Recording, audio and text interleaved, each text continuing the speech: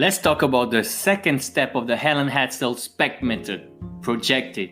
For those of you who want to know more about this, it's actually visualization. So stay tuned to the end of the episode. And also, if you feel like doing so, please share, like, and comment, subscribe. I do appreciate it. It does make my channel grow stronger and get me more viewers and more subscribers, and I do really appreciate it. So thank you so much. Now let's get back to the subject. For those of you who still don't know who Helene Hadsell is, I invite you to watch my previous videos about her and her first step of her method, the selected desire. And now we're going to talk about the second step of her method, projected, which is basically visualization. Helene Hadsell used visualization as her number one tool to get what she wanted. But there's more ways than one to skin a cat, if you will. Visualization is not necessarily something that comes easy to all of us, and oftentimes it leads to so many questions as to, are we actually doing it the proper way? We don't really get this with affirmations and other stuff. I mean, not as much, to be fair. It can be discouraging and frustrating to actually start visualization.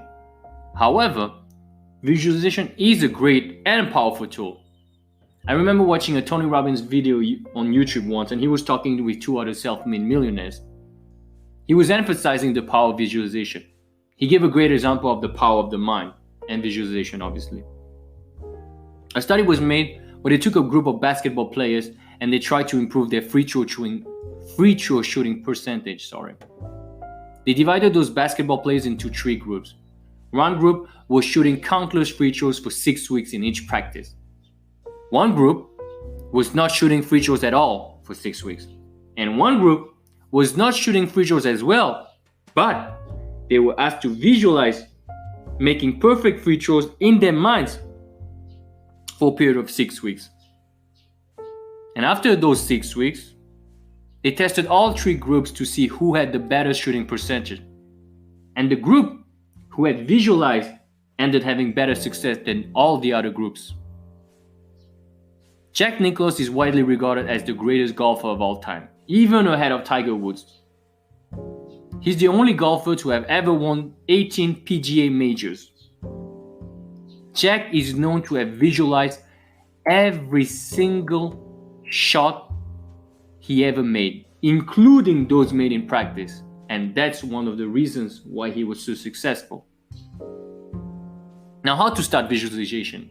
First and foremost, you need to understand that visualization is not something that you need to do perfectly. And I repeat, it's not something you need to do perfectly. And it is something you can improve over time. Don't put pressure on it. If you miss a day, you won't fuck it up. You only need to impress on the subconscious mind once to plant the seed of your manifestation. The visualization has to feel real to you once. And when you play it enough times to impress it on your mind, it's done. Frequency and time restriction don't matter much. You don't want to add limiting beliefs on your manifestation techniques. When you're visualizing it until it feels real enough to you, then you drop it. You can keep doing it for the fun of it and to reinforce your belief of it, not because of some limiting belief. Remember, you have to be at ease. It's supposed to be fun, not forced. It's supposed to be easy and effortless, not forced.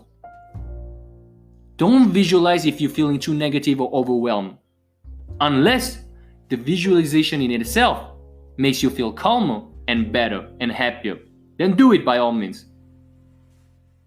Before you visualize, you want to meditate and make your mind as still as you possibly can. It is better to do this when you wake up or before going to sleep, or even better, both.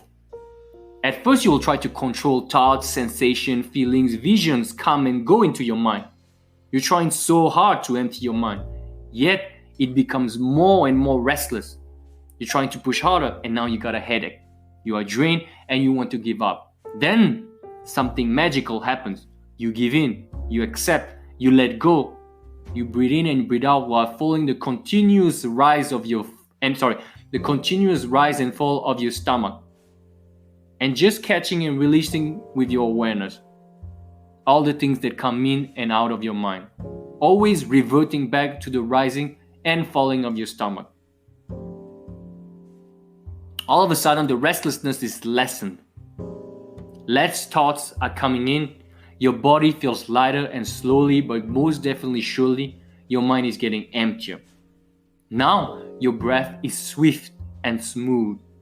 Meditation becomes effortless. Now you are happy and contented with this moment. Now you feel at peace. And now is the best time to focus on your visualization. Don't worry if you are peaceful and still enough. You don't need to be blissed out of your skulls to do some visualization. Just still enough where there's nothing much distracting you and little to no negativity. At this point, if you are new to visualization, you want to picture a screen. On that screen, you will picture one object at a time. That's what Jose Silva recommended in his book, The Silva Method. Jose Silva was law of attraction author, if you will, and he was also a close friend of Helene Hadsell. First, you want to picture something very similar and very familiar, like an apple or an orange.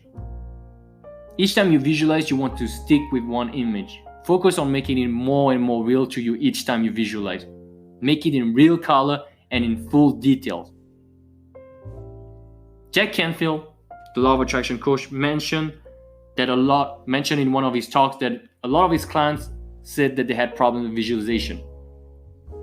They said that they just can't do it. Now you be careful with this. Every time you say you can't do it, your mind will make sure that you won't be able to. I'm going to digress for a second, but once you say you can't do something, you won't be able to do it, because I can't do it and I can do it are both affirmation. One is negative, one is positive. So you better choose the positive one. He would ask them to close their eyes and picture their car. Still no problem here. They will picture themselves behind the wheel. Still no problem so far. Then he will tell the person to open the glove box after a few moments.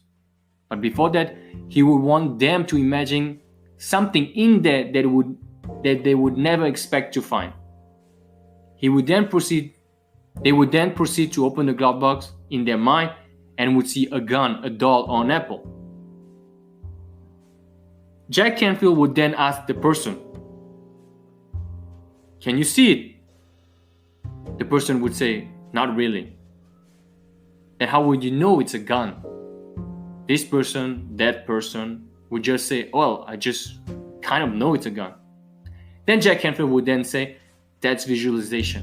Just thinking the thought and kind of seeing it in your mind is visualization, because the mind thinks in image. The subconscious mind thinks in image. And like he also said that 15 to 30% of the population are called eidetic visualizers. They can visualize anything as if they were watching an HD movie. Most of us, however, are not. But after a while, your visualization muscle will get stronger, and now you can visualize your desires relatively vividly, and that's more than enough.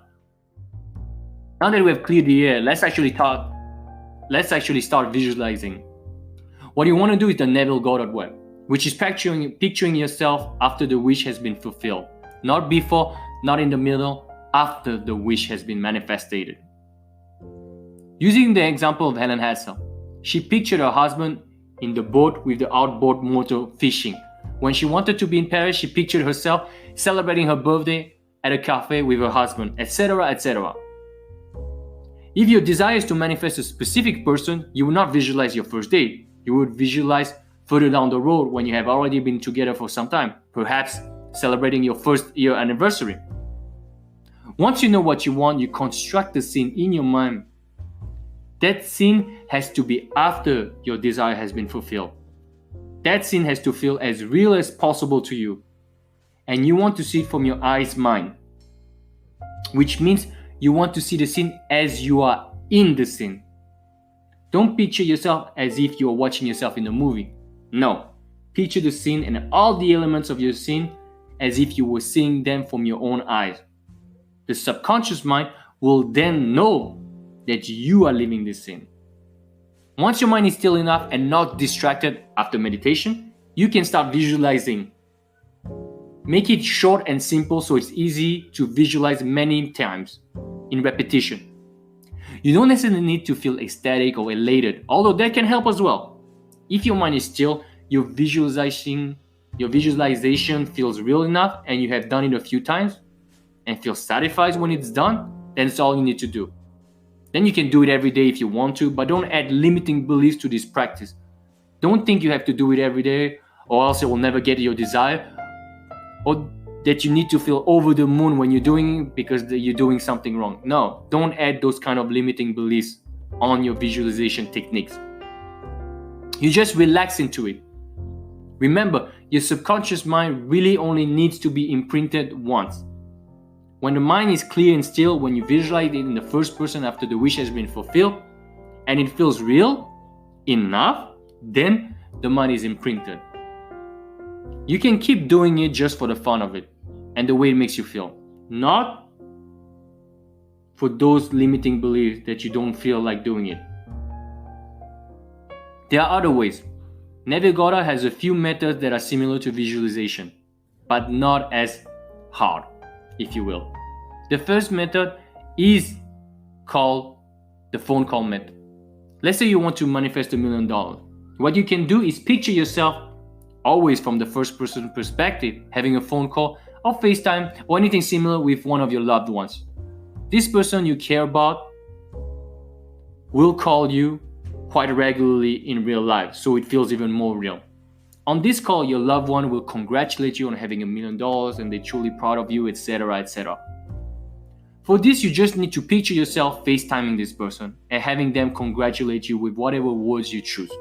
As simple as that. The second method is pretty much the same as the first one, but you will see this loved one in real person, not on the phone, not on FaceTime, in real life. This person might hug you, kiss you, or anything like this, and of course congratulate you on your $1 million. The third method is called the testimonial method.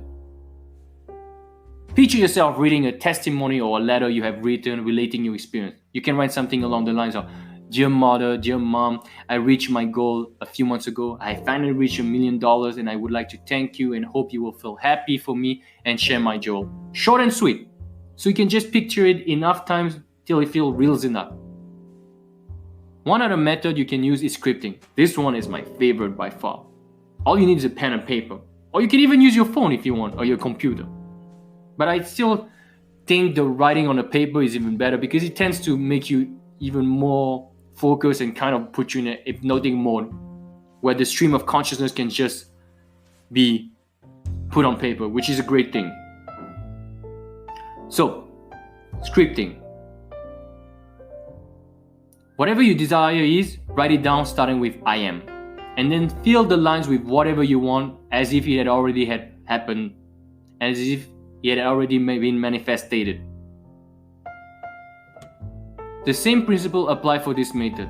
Calm your mind, make it still, and start writing. While you are writing, say the words out loud in your mind so you can ensure it is imprinted on your subconscious mind. Steve Harvey, the famous TV personality, is always talking about an excerpt from the Bible. I might be saying this wrong. Habakkuk 2:2. The Lord answers again, "I will stand at my guard post and station myself on the ramparts. I will watch to see," he will say to me, "and I should answer when corrected." Then the Lord answered me, "Write down this vision and clearly inscribe it on tablets so that herald may run with it. For the vision awaits an appointed time. It testifies at the end and does not lie. Though it lingers, wait for it, since it will surely come and not delay." The scripture is pretty much a way of saying that scripting will get you what you want. Steve Harvey advised his audience to write a list of 300 things that they would want to manifest in their life. When you reach 50 to 75, it's going to get hard, but keep going. It's also a way of expanding what you believe possible. After you reach 300, leave the list somewhere. Leave the list somewhere in your room, in your kitchen, whatever. Read it once a day with faith. After a year, check your list and you'll be surprised at how many things you can tick off. So that's pretty much it when it comes to visualization and techniques you can do around or similar to visualization to get what you want. If you want to know more, check my book on Helene Hadsell, where I get more details and have more information about this thing, and you can read it at your leisure and make sure you understand everything. There's also a lot of nice image and nice illustration for your entertainment as well. Cheers and see you next time.